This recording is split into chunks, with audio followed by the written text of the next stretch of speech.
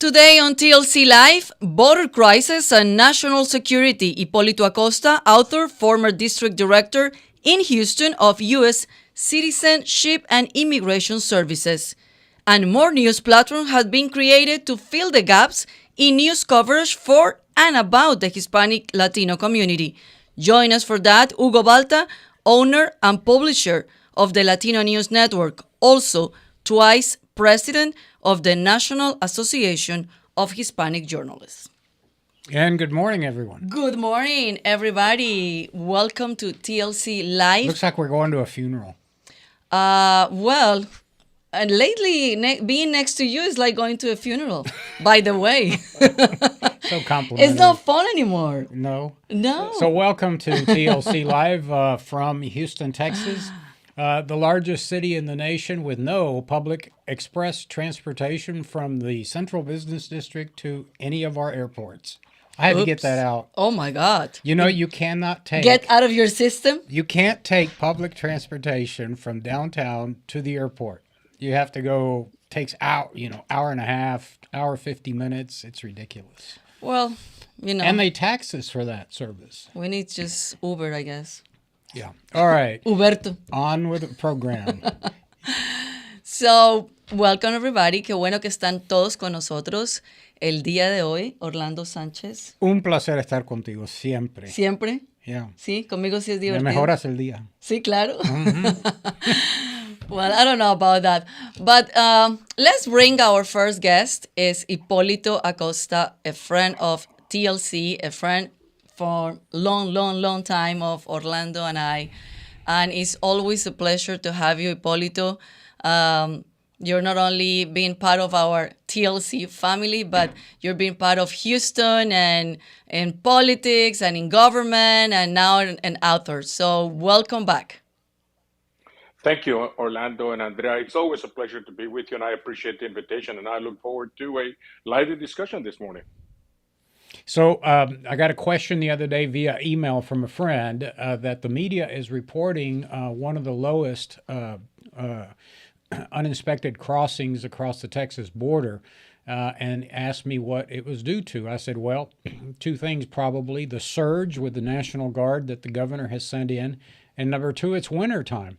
We've had some sub-zero weather, and as you know, a big portion of where a lot of the crossings are in the Chihuahua Desert, and most people don't understand that the desert gets very cold at night. So what are your thoughts of why the crossings have diminished somewhat?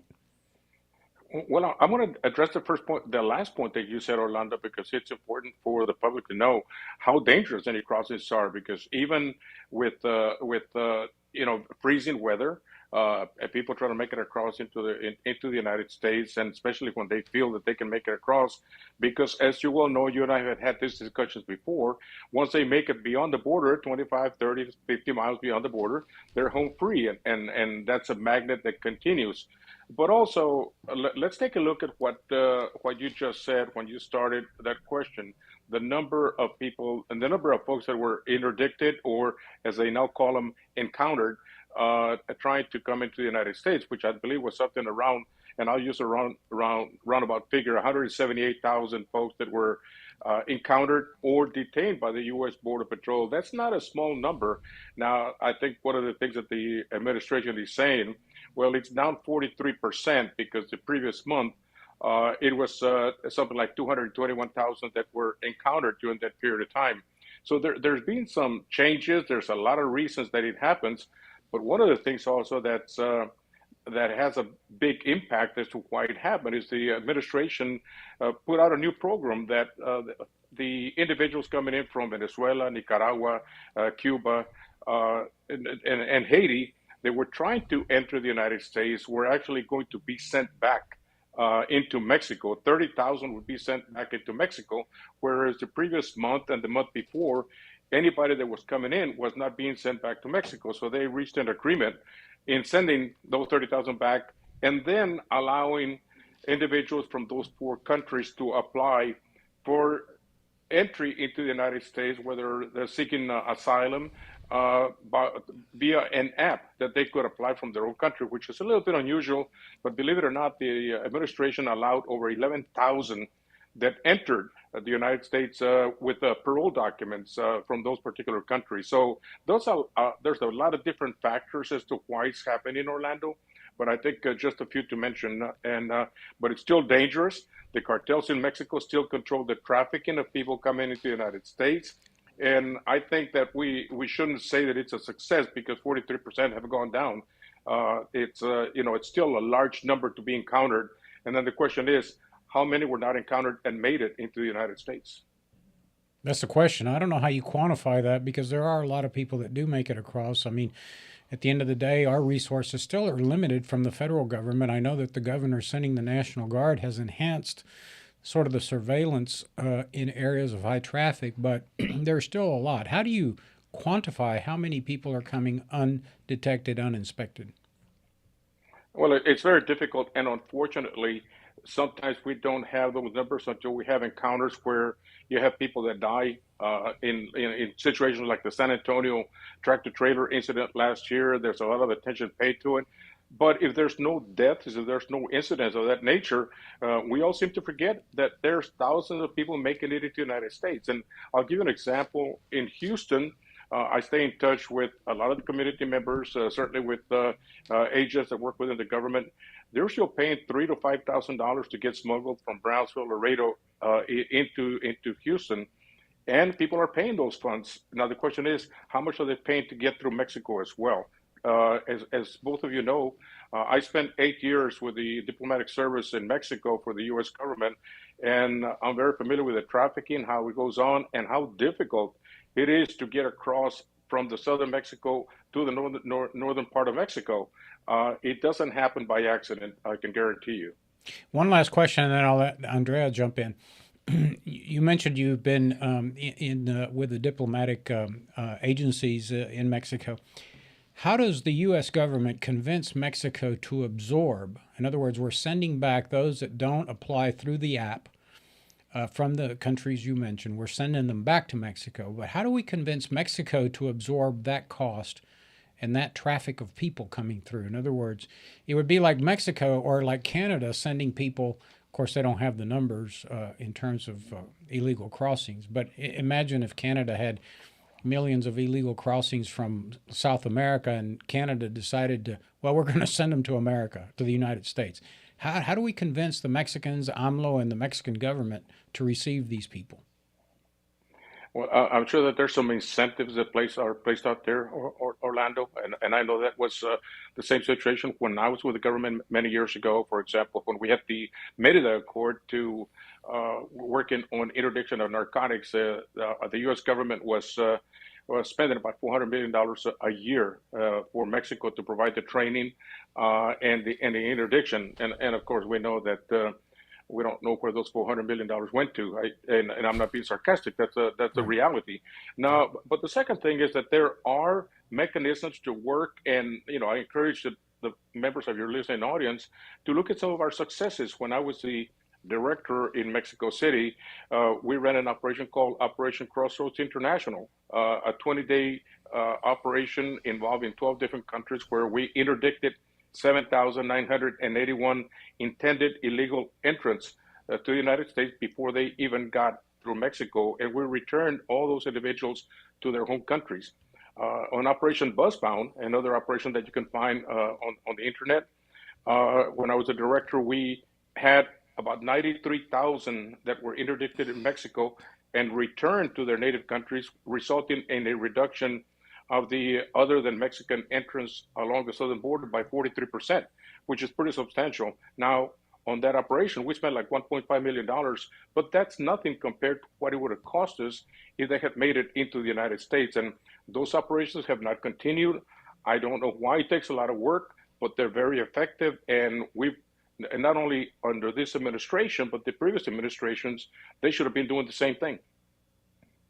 So, Hipolito, as we're seeing this situation and this issue getting more out of control, and we're seeing not only on the state government, but in the federal level, everybody trying to come up with ideas to try to solve the issue. So we were like almost every day or almost every week we see in the breaking news, like for example, like this week it was like a new bill from Senator Blackburn saying that he intend to deny federal handouts for those who smokes drugs human across U.S. border. Also, we see Governor of Texas, Greg Abbott, hires the border czar, to accelerate wall construction. So if those or any of those things will try to really solve the situation, it will be bring something better or some solution for us or for the country or for the border?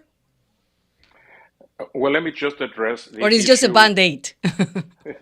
Well, that's not even a band-aid as far as the bill is concerned. I wouldn't consider it a band-aid. I think it's just, you know, and I'm not a politician, and I'm not with the government, so I can express exactly what I think.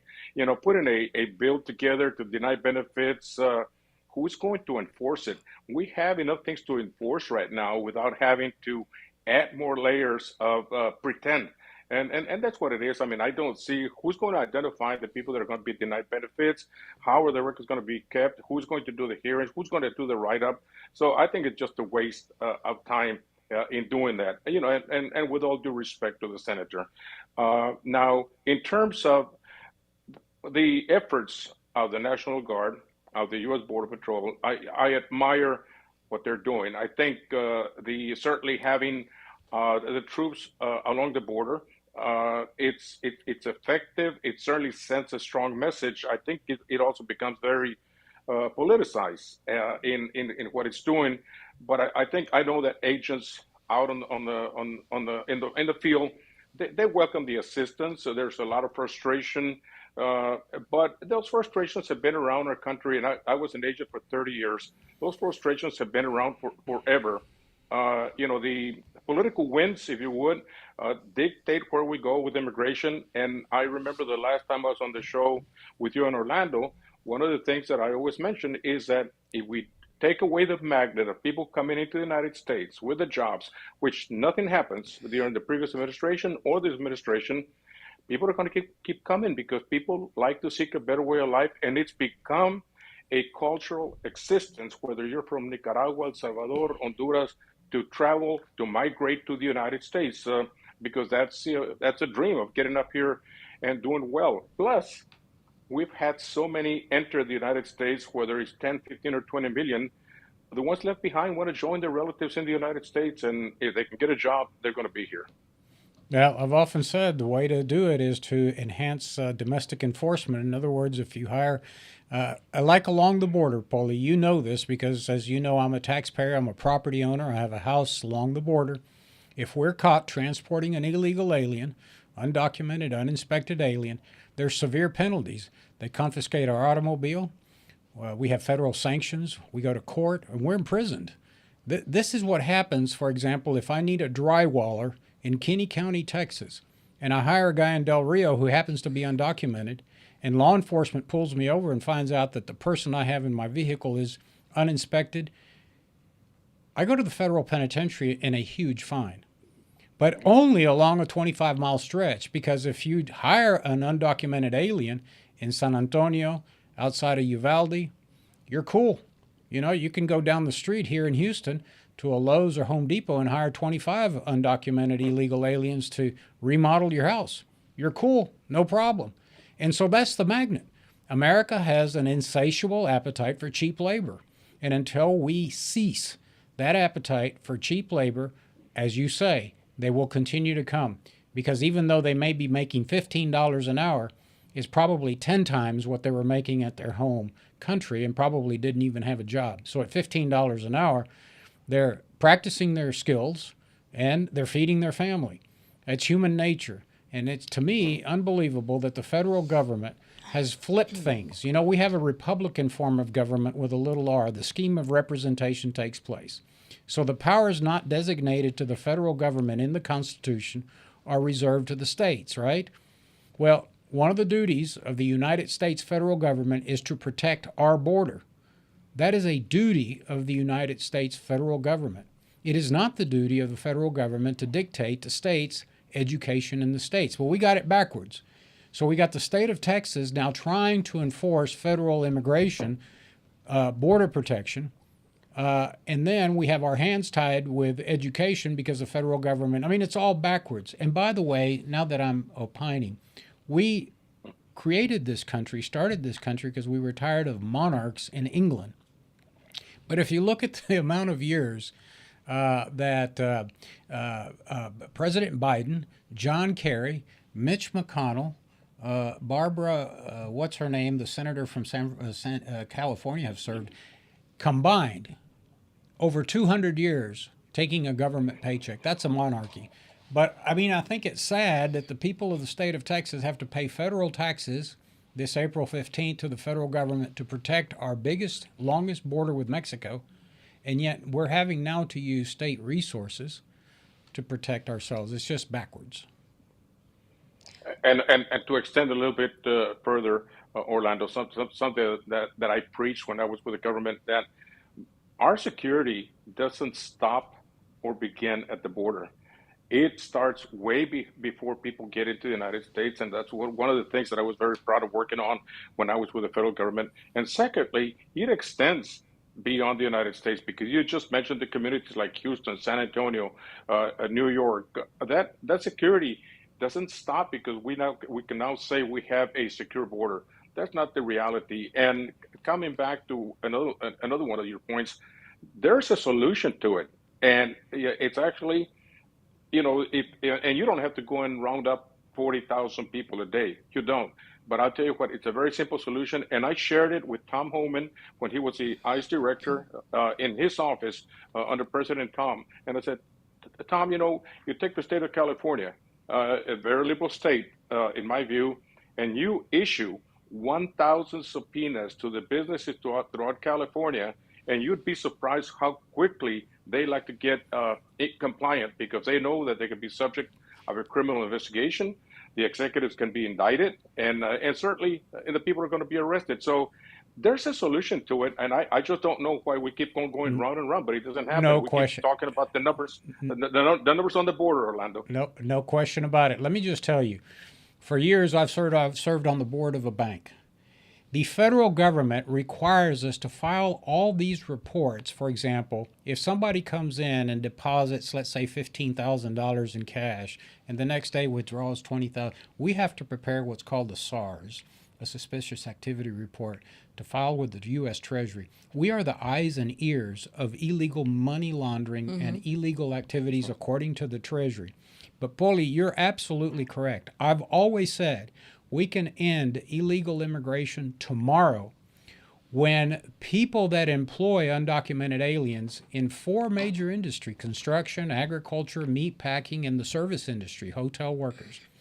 When the CEOs and the corporate members of those corporations are handcuffed and made to do the perp walk, illegal immigration ends mañana. I completely agree. And Orlando, if I may switch over a little bit to what Andrea was asking about the borders are.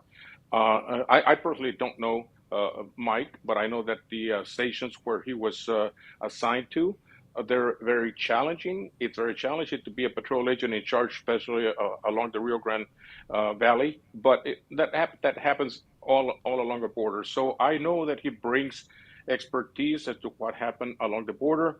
I know that there was one of the reasons they touted as him coming on board was to complete the wall, and good luck on that one. But nevertheless, I think he can have good advice, good experience that he brings to the table with Governor Abbott. I'd like to see what role he plays. I like to see it more defined rather than just a position. We've had even at the federal government, Orlando and Andrea, we've had czars that have come in, and there's a big waruya, if you would, about their appointment, and then you basically never hear from them again. So I like to see what the situation is. And by the way, I will issue this, for Mike and the governor, if they ever want me to participate in any type of discussion in Houston or Austin, I'm available. I don't look for a job. I don't want a job. I don't want to pay for it, but I have 30 years experience, and I'm sure that both of you have taken some of the stories that I have written in my books about those experiences, and I like to share them with them. I have working for 13 years outside the United States, including 8 in Mexico.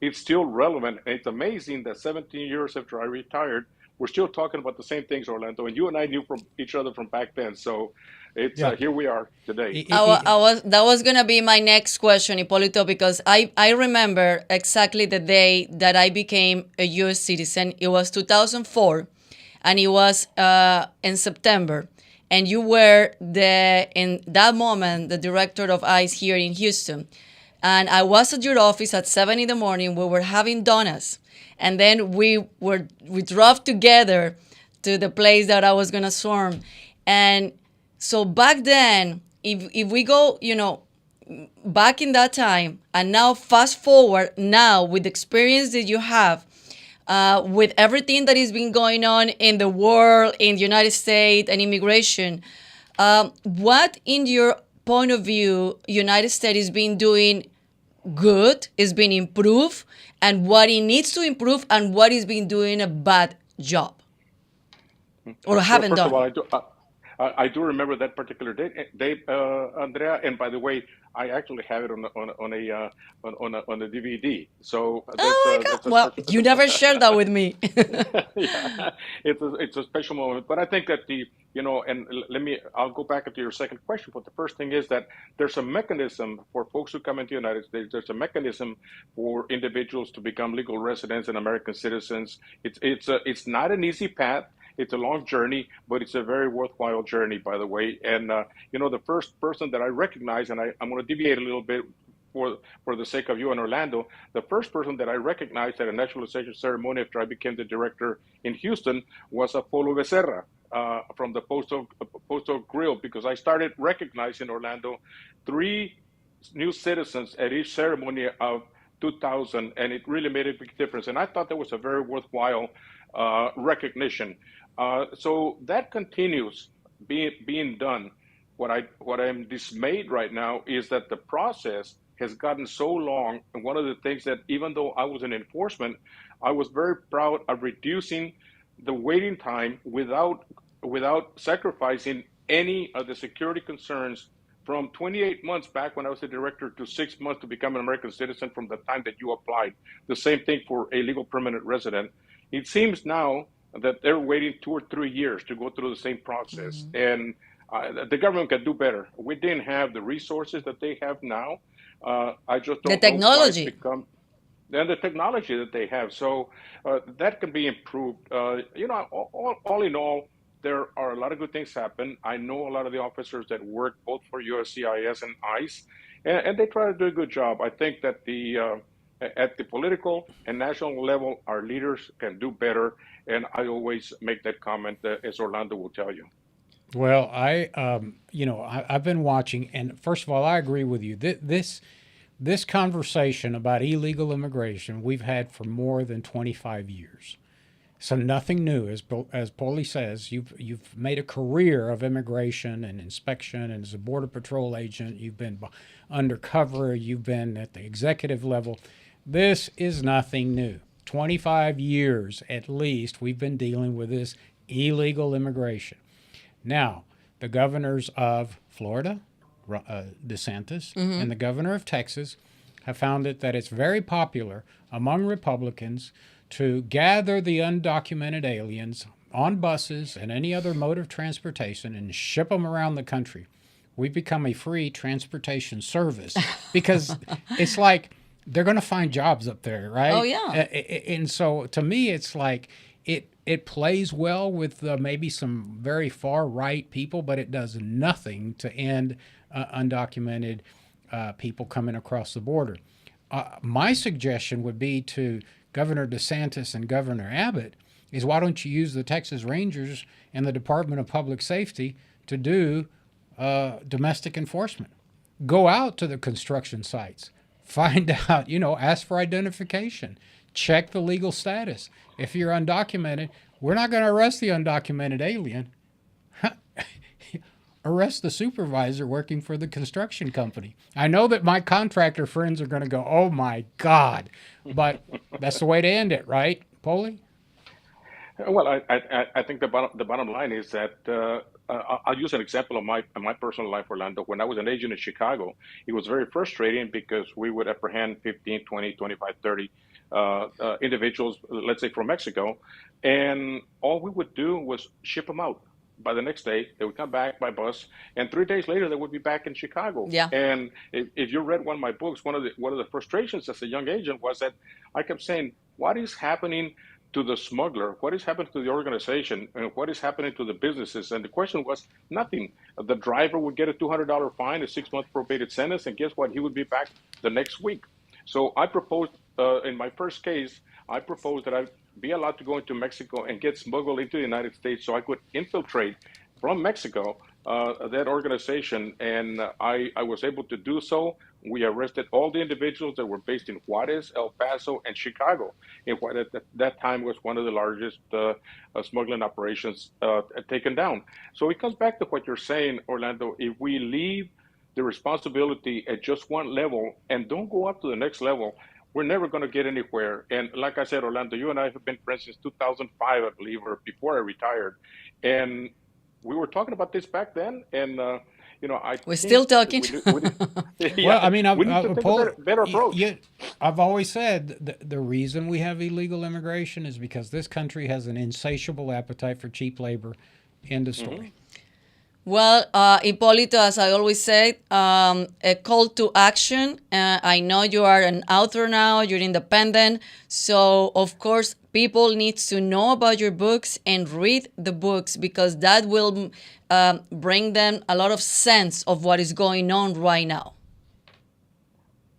Well, thank you for that. I've enjoyed the books. I'm actually working on another one, by the way, that I'll tell you. One of the first things that I did, and I'm going to take the time to tell you that one of the frustrating parts was that we used to have boatloads of Chinese migrants transported from China into Central America, up to 200 at a time. Horrible conditions. When I became the director, I was able to get successful prosecution on the boat captain and several other crew members. And guess what? Since 1999, that I'm aware of, they have never encountered another Chinese boatload in Central America.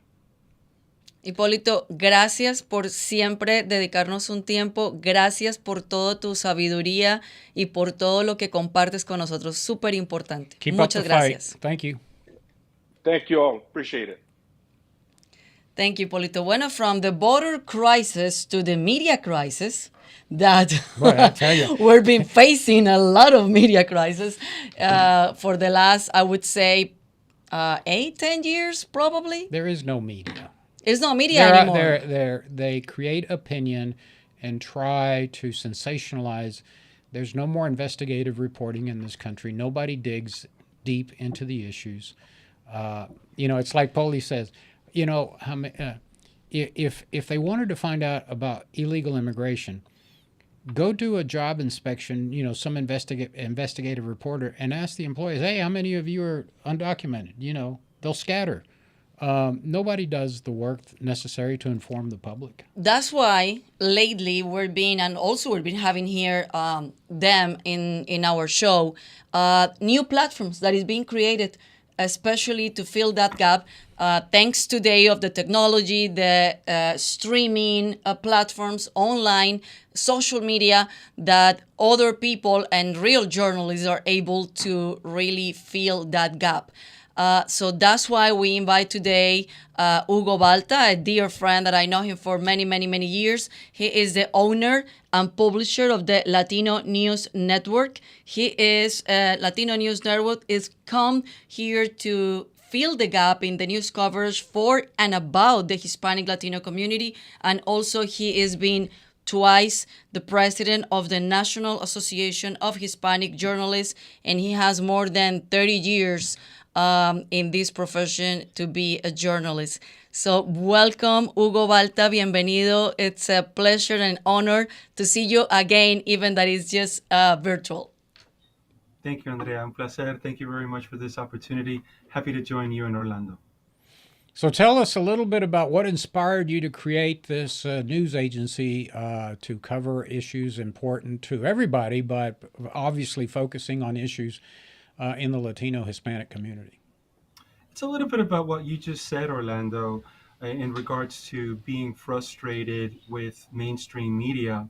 As Andrea said, I'm a 30-year journalism veteran, and I've been very fortunate to have worked for some very storied networks, among them NBC, Telemundo, CBS, ABC. And what I have found is not very different than you would ask any person on the street. More often than not, the media is biased, and they're either leaning to the left or leaning to the right. And there's very room for, as you mentioned, not just investigative reporting, but in-depth reporting that really is fact-based. It's about being fair and accurate. It's about respecting the viewers, the listeners, the readers, to make up their own minds. And the saturation of this polarization of messaging that is rampant, regardless of platform in mainstream media, has caused a rift between the public and journalists in regards to trust, right? We've heard over and over again fake news, the misinformation that we see in social media. So what's happened is independent news outlets like the Latino News Network, which represents 6 independent local news outlets in the Midwest and the Northeast, are filling these news deserts because mainstream media no longer is doing the job that they need to do for the public in producing content that's fair and accurate, but with an emphasis not only geographically of different neighborhoods, but in terms of our platform with a focus on the Latino community, which, as you both know, not only in the state of Texas, but across the United States, they're not the largest minority in the United States, they're the emerging majority. But when we look at media, especially English language media, their narratives, their their face is absent from their coverage, and that is a direct result of the lack of representation that we're seeing in those newsrooms.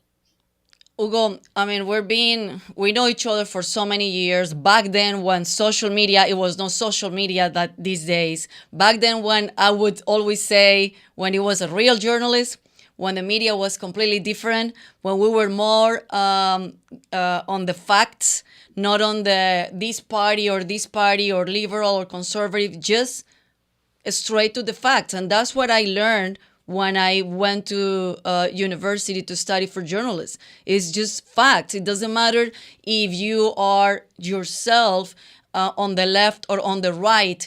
It doesn't matter. The message, it has to be accurate. The message, it has to just stick with the facts. And we're not seeing that anymore.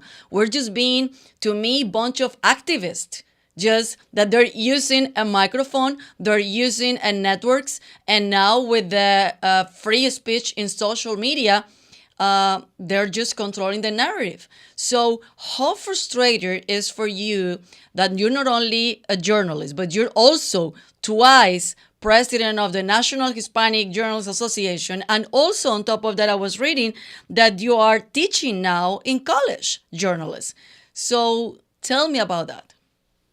Well, let's start with the National Association of Hispanic Journalists, of which I've been, again, fortunate to serve twice as president, and I'm a lifetime member.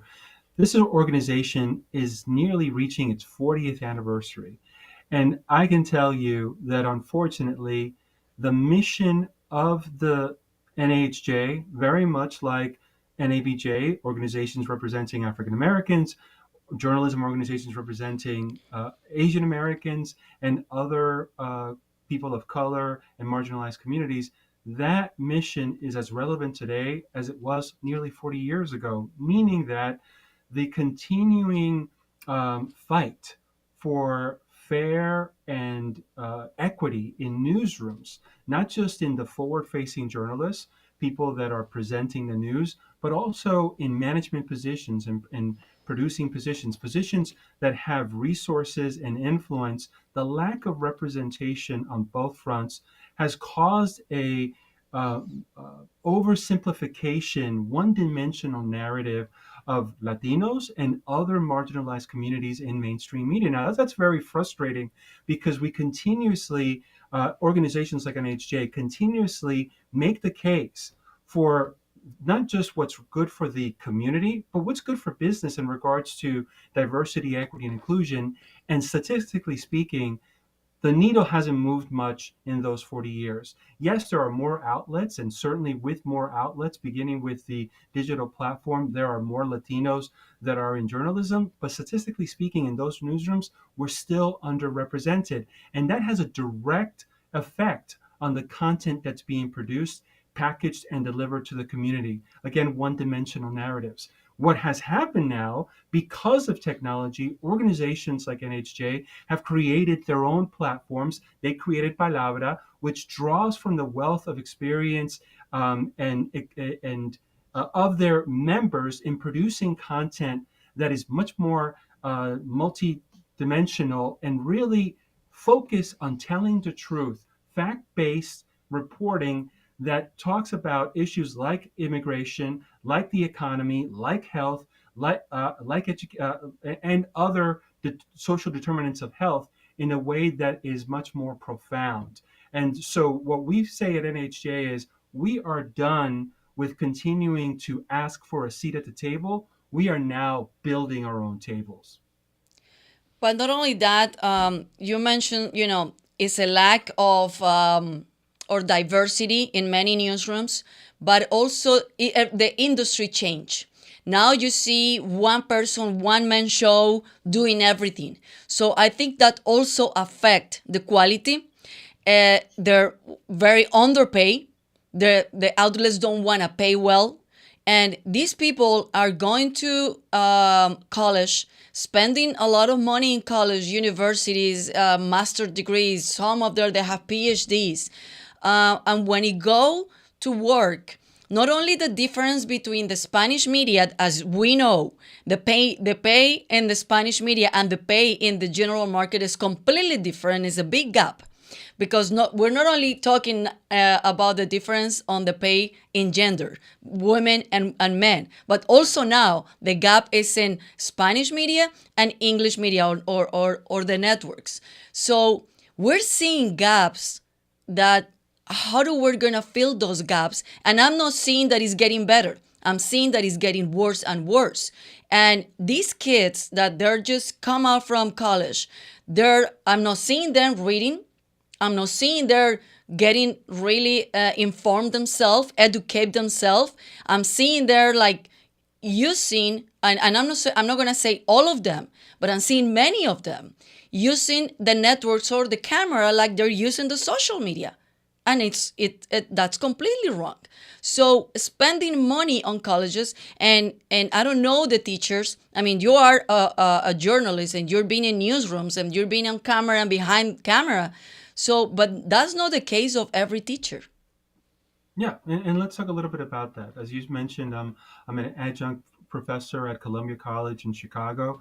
And one of the things that I'm spending time with the students is not just about the mechanics of producing a news story or a newscast, but really talking about the importance of diversity, equity, and inclusion in newsrooms as you're making very important decisions about what stories to cover, the focus of those stories, the voices that will be elevated in telling those stories, packaging those stories and delivering it to the community. Part of the diversity is certainly the optics of diversity, right? And that begins with race, that begins with perceived gender, etc. But then we also need to talk about what the diversity, equity, and inclusion and what's not readily seen. And part of that is education. Part of that is where you grew up, what part of the country you grew up with. And part of that is also being transparent about whether you are, say, and I'm oversimplifying it, leaning liberal or leaning conservative. You want to have a newsroom that feels open to engaging in discussion and debate as you're looking to talk about stories that you're going to be producing that day. The second thing is you need to change the paradigm from an industry that has a top-down approach. We're the journalists, we're more educated than you, we're going to tell you what you need to know, to one that listens to the community, that listens to the different neighborhoods and that dynamic, and has a bottom-up approach and looking at the public more than just their audience, but contributors in affecting the stories that you're pitching and you're producing. So I'm spending a lot of time talking to students about DE&I as well as about careers in journalism, regardless of platform. And then, as you mentioned, the budgets. This is a business. I get it. You look at networks, whether it's television, newspapers, radio. This is a business. They need to, of course, depend on ad dollars to bring in revenue. And because of contracting budgets, we're seeing newsrooms depleted. The number of of journalists in those newsrooms, but they're still being tasked to produce content, whether it's the same news hours or what have you. That's irresponsible. Hmm. You're not going to. Their local news is no longer in mainstream media is no longer able to serve local communities in the way that they need, and that has created the opportunities for independent news outlets like the Latino News Network and others to fill those deserts. Absolutely. I think local news are so important, very, very important. And it's like a local government, a local news. I always put that in perspective. Local government, when you go and vote for your local government, that's very important. And I see also the local news are very important because that's what it's our affecting our life daily. But local news is no longer like really covering the things that the community needs. It's no longer educating the community. I've been seeing in local news and national news the dead body of the day, the crash of the day. And where is the education? They're no longer educating the community. They're no longer covering the things that they need to cover to educate our community. Especially, and I see that why you start creating this platform, especially for the Latino community, that we're coming from other countries, that we don't understand the legal system of the government in this country. So we need to really understand. Of course, these days you have Google and you can Google it and try to educate yourself. But realistic, how many of them they really start like, okay, let me Google who is my governor, who is my mayor, how the local government works, how the federal government works. I mean, realistically, it doesn't happen.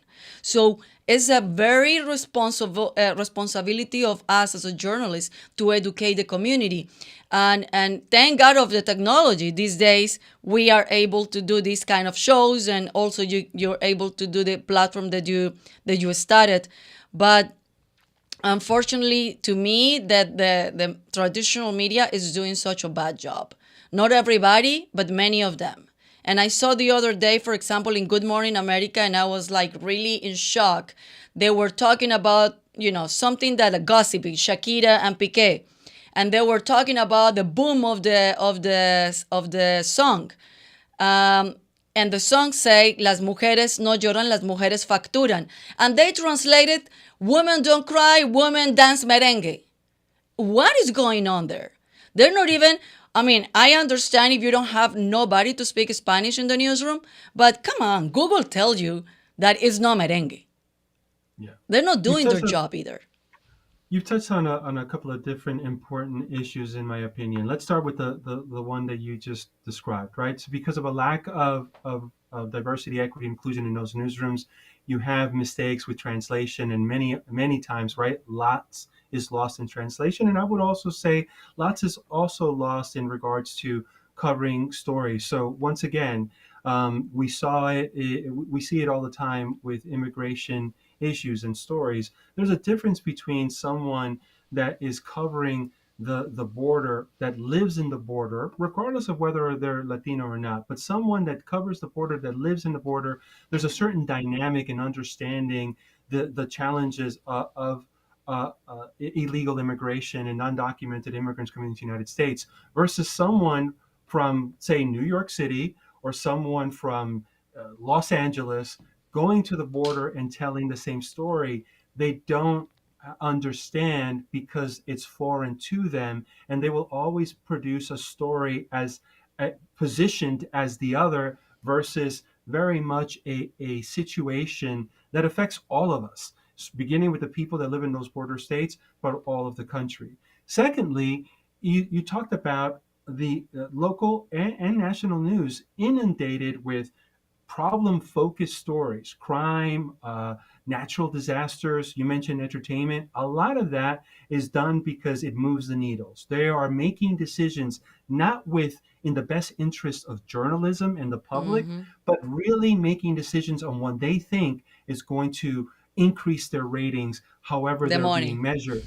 And that's really irresponsible. Lastly, journalism is the only industry that's protected by the Constitution. It is a bedrock of our democracy. And that's why, for the Latino News Network, we cover the social determinants of health and we cover democracy with a solutions focused approach. Like you said, it is not good enough for us and other media to cover elections. What's most important is to cover what happens in between those elections, the important work in the municipal, in the state, and federal level of policymaking, lawmaking, so that the citizens understand why it's important for them to be involved. So when we get to an election, they're making better informed decisions. If the focus is just on elections and just using their platform as a megaphone for a candidate that's Democrat or Republican, that's short sighted. That is just a means to move the needle, and it's not doing the service that the public is saying they need from their local media. Yeah. So I think we're living in a crisis, but I'm happy that you and your colleagues are creating this network. So call to action. Tell us about how we can find the network, what we can watch, what we're gonna see in the network. It's only in English. It's in English and Spanish. What is not only an opportunity to get educated through your network, but also as a career opportunities. So tell us about that for our viewers. No, thank you very much. Look, first of all, the Latino News Network is again made up of 6 independent news outlets in the Midwest and in the Northeast.